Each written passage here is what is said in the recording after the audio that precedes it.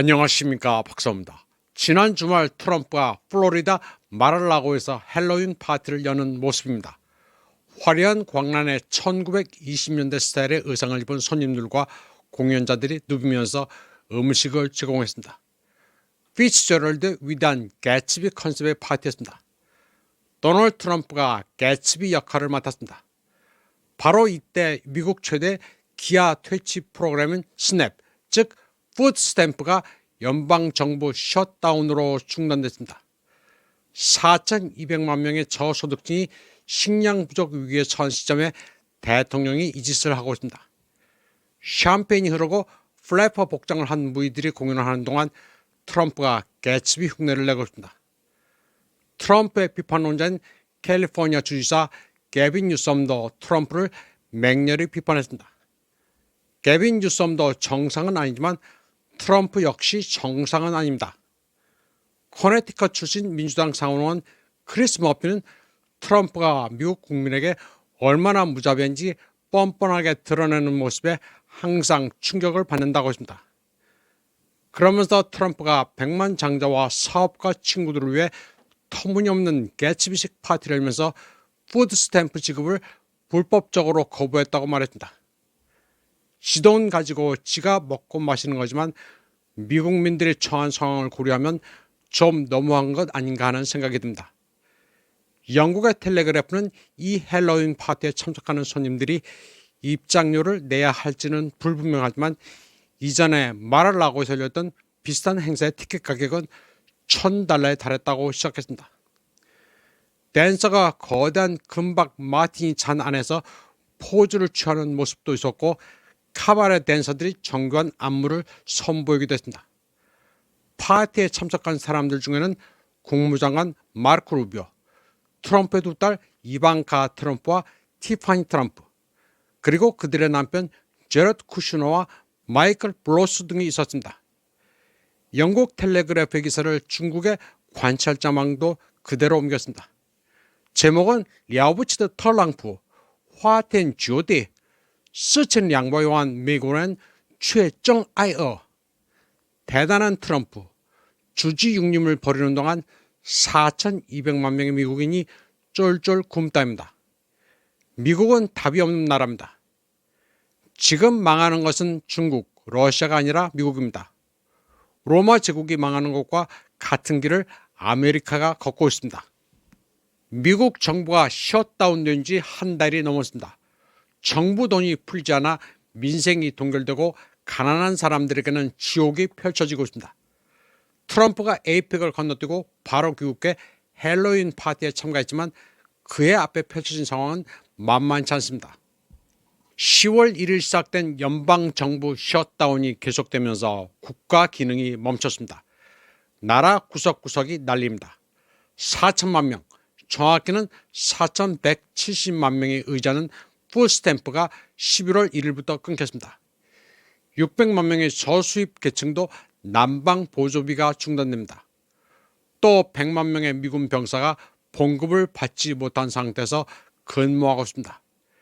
연방 공무원들도 무급 근무를 하고 있습니다. 공항 기능도 일부 마비돼 혼란에 빠졌습니다. 나라가 마비되자 연방 판사 2명은 트럼프 행정부의 셧다운이 계속되더라도 연방 정부는 저소득층을 위해 최소한의 긴급 조치를 취해야 한다고 촉구했습니다. 미국의 경제는 숫자로만 봐도 참담합니다. 올해 9월까지 미국 기업들은 94만 명을 감원했습니다. 연말까지 100만 명이 일자리를 잃을 것으로 예측됩니다.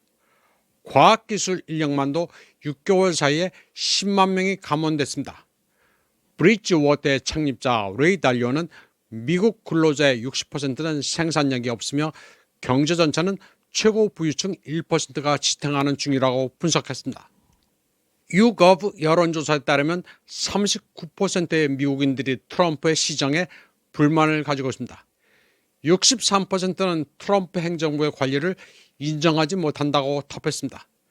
그리고 46%의 미국 성인들은 정부 셧다운의 책임이 공화당에 있다고 응답했습니다.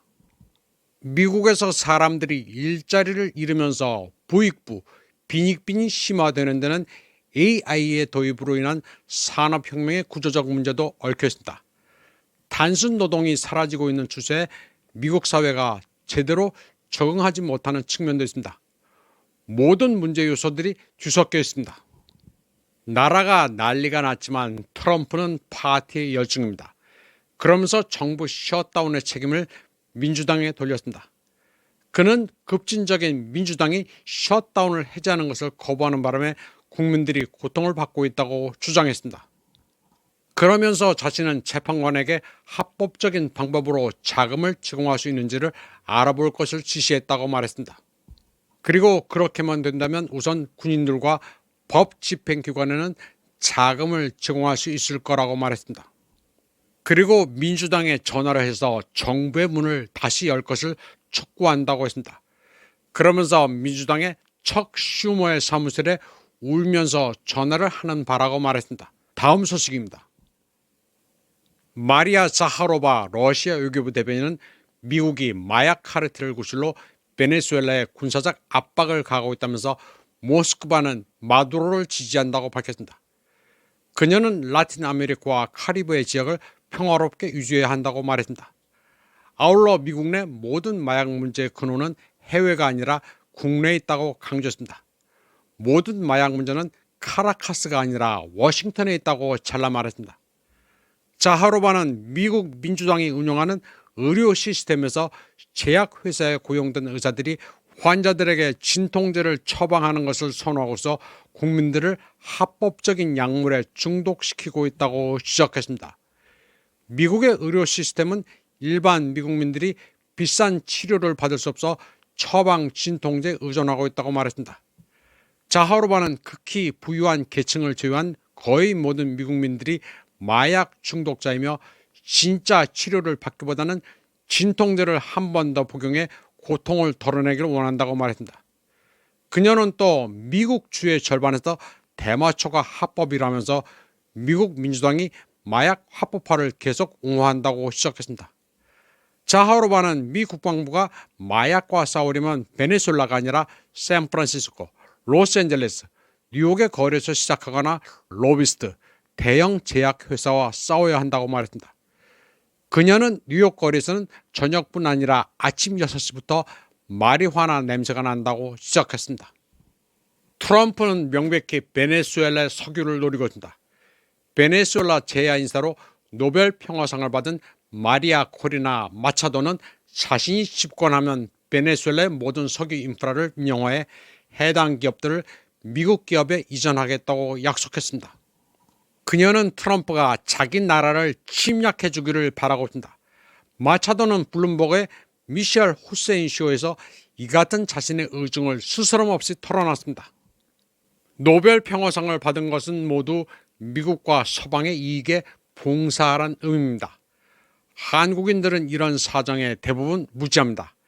자기 나라를 팔아먹는 매국노를 무슨 민주인사로 착각들을 합니다. 노벨상을 받았으니 훌륭한 사람 아니겠어 라는 1차원적 사고밖에는 못합니다. 이번 방송은 여기까지 하겠습니다. 시청해주신 여러분 감사합니다.